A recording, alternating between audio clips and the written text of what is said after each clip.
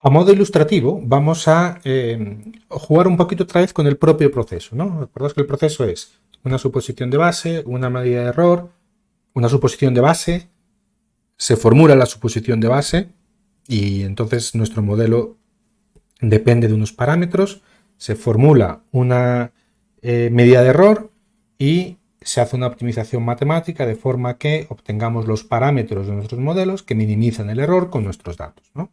Entonces, vamos a volver a hacer este proceso, pero ahora nuestra suposición de base va a ser distinta. Vamos a suponer que hay una relación cuadrática entre la entrada y la salida.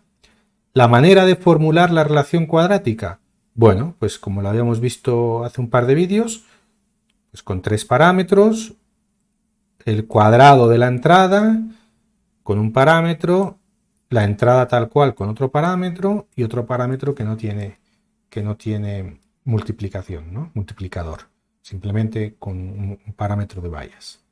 Listo, vamos a hacer primero nuestra función que dados unos parámetros, y ahora ojo que tengo tres parámetros, no dos, perdón, sino tengo tres parámetros, nos emite la predicción. Esta es la predicción.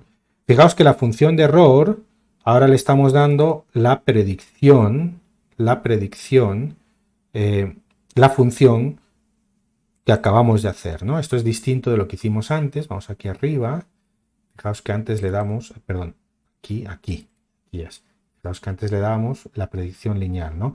Por eso hice la función de esta manera, ¿no? Porque aquí este argumento en sí, estos son dos números o tres, estos son los datos, las salidas esperadas, y esto es una función, ¿no?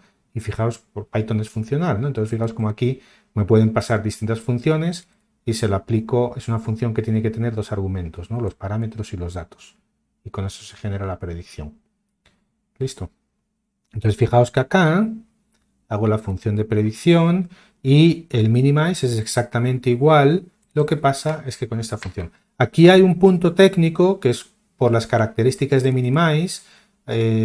Al minimize hay que darle un punto en el cual él empieza a buscar soluciones. Entonces fijaos cómo le damos un punto aleatorio. Y este punto aleatorio es un vector con tres posiciones, ¿no? Fijaos que si ejecutamos esto, que es desde donde él empieza a buscar, que me he ido al final, perdón, que es desde donde él empieza a buscar soluciones. Volver a subir. Aquí estamos. Acá. Esto, cada vez que lo ejecuto, me genera un vector con tres posiciones, que tengo tres parámetros. En el fondo lo que estamos diciendo a minimize es, oye, empieza a buscarme parámetros que me minimicen esta función a partir de este punto, ¿no? Si el problema es lo suficientemente sencillo, normalmente este punto de inicio, si es convexo sobre todo, este punto de inicio no va a cambiar el resultado final, quizá a veces hace que computacionalmente sea un poquito más pesado que otras veces, pero bueno, este es un problema muy sencillo, de todas formas, ¿no? Y fijaos que anteriormente, en este aquí arriba, fijaos que el tamaño es 2, para que cuadre con esta función de predicción, porque está esperando que el parámetro que le pasemos, la función de predicción, estaba aquí la función de predicción, está esperando que el parámetro que le pasemos tiene dos componentes, ¿no? En cambio, la función de predicción que tenemos ahora, el parámetro que le está esperando tiene que tener tres componentes y tiene que coincidir con esto. Listo, minimizamos, veis que tarda un poquito en minimizar, nos da tres componentes y ahora lo pintamos y fijaos que si lo pintamos, pues mirad, es una predicción que es bastante decente, que está capturando muy bien el comportamiento cuadrático de los datos, ¿no? Por supuesto, este es un ejemplo sintético. Estos datos los he creado yo sintéticos, aleatorios, siguiendo a propósito una relación cuadrática como para ilustrar esto, ¿no? Pero veis que lo único que hemos cambiado un ejemplo a otro ha sido nuestra plantilla de modelo. Es decir, hemos creado una plantilla de modelo nueva. Estamos diciendo que vamos a nuestra suposición de base para crear un modelo es distinta. Nuestra suposición de base es que hay una relación cuadrática entre la entrada y la salida. Por supuesto, una relación cuadrática incluye una lineal formulada así. Simplemente si nuestros datos fueran lineales, pues probablemente este parámetro, el optimizador, lo calcule a 0. Y fijaos que en realidad estamos calibrando. Aquí el que quiera decir que la máquina aprende los parámetros, bueno, no lo sé. Estamos calibrando con un proceso de optimización matemática, ¿no? Que es a lo que me gusta más referirme a esto de esta manera.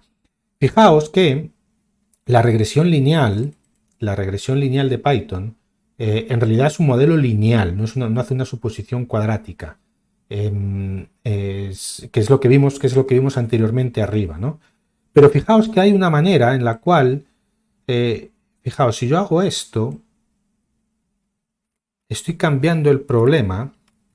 Fijaos que el X, el Y es el mismo, van a ser la densidad de escamas, pero yo estoy cambiando el X. Fijaos cómo cambio el X. Mi X, y vamos a poner solamente los 5 primeros, para que lo veamos respecto al X original. Vamos a poner aquí esto, los 5 primeros. ¿Sí? ¿Qué es lo que estamos haciendo? Bueno, vamos a ponerlo así bonito para que se vea en columnas, ¿no? ¿Qué es lo que estamos haciendo? Estamos añadiéndole una columna con este valor al cuadrado, ¿no? Este valor al cuadrado, este valor al cuadrado, este valor al cuadrado, ¿no? Entonces estamos cambiando los datos de entrada, estamos añadiendo un descriptor nuevo calculado de los anteriores, ¿no?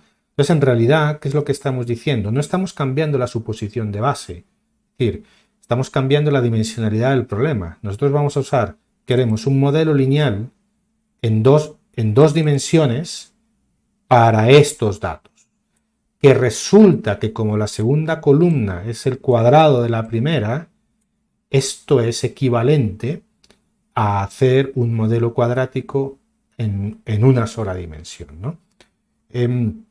Yo te invito a que mires esto con calma para que veas un poquito qué es lo que estamos haciendo, ¿no? A veces no hace falta hacer un modelo nuevo porque queremos capturar un cierto tipo de relación.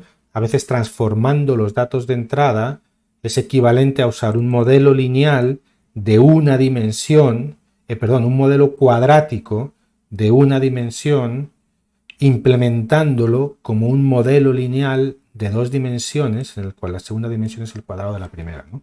Y si ejecutamos esto, veis que estos valores son muy parecidos, 26 menos 7, 0,7, muy parecidos a los que hemos obtenido acá, ¿no? Entonces, bueno, esto es para que veáis en un poquito más detalle cómo es el proceso. Este proceso lo vamos a hacer varias veces, no partiendo desde cero, pero a veces desde un algoritmo que ya está planteado, a lo mejor le vamos a añadir términos en la función de pérdida y vamos a ver cómo al añadir términos pues se consiguen distintas cosas, ¿no? Con distintos propósitos. Con lo cual es importante que entendáis cómo es, por lo menos que sigáis la intuición de cómo es este proceso. Por ahora estamos usando esta minimización en plan caja negra.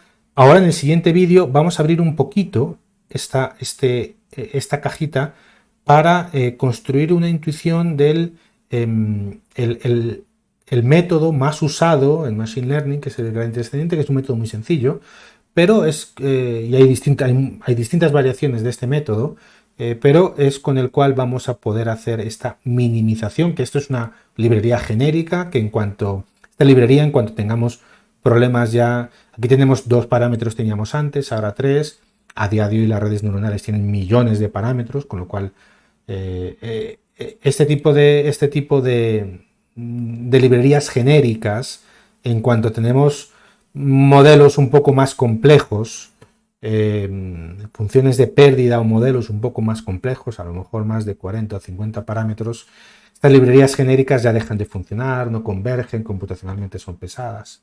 Bueno, entonces eso es lo que vamos a hacer en el siguiente vídeo.